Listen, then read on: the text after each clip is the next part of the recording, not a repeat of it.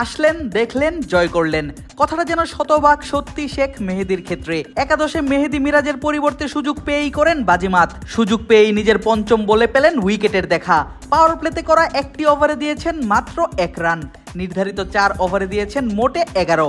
24 বলের মাঝে 17টি ডট। হজম করেননি কোনো বাউন্ডারি বা ওভার বাউন্ডারি। অপরদিকে স্বীকার করেছেন লঙ্কান প্রথম 5 ব্যাটারের 4 জনকেই। আর মেহেদীর ঘূর্ণিতে দিশেহারা শ্রীলঙ্কা সিরিজের ফাইনাল টি-20 ম্যাচে বাংলাদেশকে দিতে পারেনি বড় কোনো টার্গেট।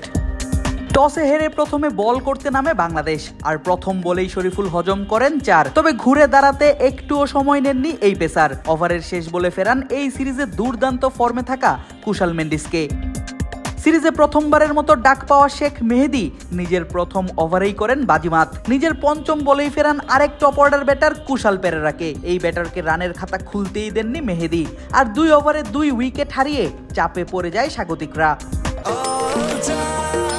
নিশ্চিন্তে খান স্বাস্থ্যকর অল টাইম পান, অল টাইম হেলদি লাইফ। তৃতীয় ওভারে শরীফুলের বলে সুযোগ আসে পাথুম নিসাঙ্কার উইকেট শিকারের, তাও একবার নয় 2 বার। তবে দৌড়ে গিয়েও বল তালুবন্দি করতে পারেননি সেখানে থাকা ফিল্ডার তানজিম সাকিব। একই ওভারে মুস্তাফিজও উড়ে গিয়ে ধরার চেষ্টা করেন নিসাঙ্কার বল, কিন্তু ব্যর্থ হন ফিজো।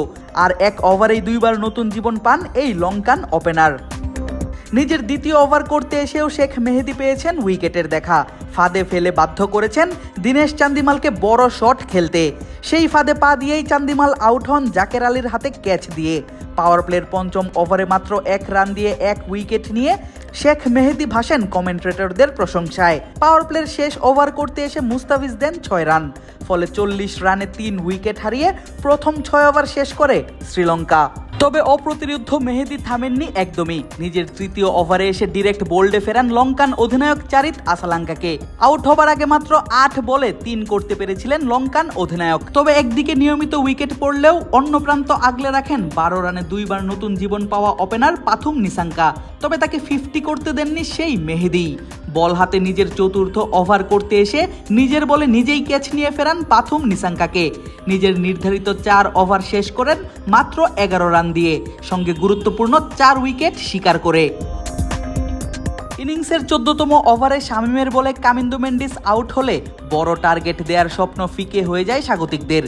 সানাকার 4-এ শ্রীলঙ্কার দলীয় সংগ্রহ পার করে 100, সেটিও ইনিংসের 15 ওভার 4 বলে। 17তম ওভারের শেষ বলে জেফ্রি ভ্যান্ডারসিকে ফেরান মুস্তাফিজ। 103 রানে 7 উইকেট হারানো শ্রীলঙ্কা এরপর আর টেল এন্ডারদের নিয়ে এগুতে পারেনি বেশি দূর। আদিব আশরাফ, ক্রিক ফ্রেঞ্জি।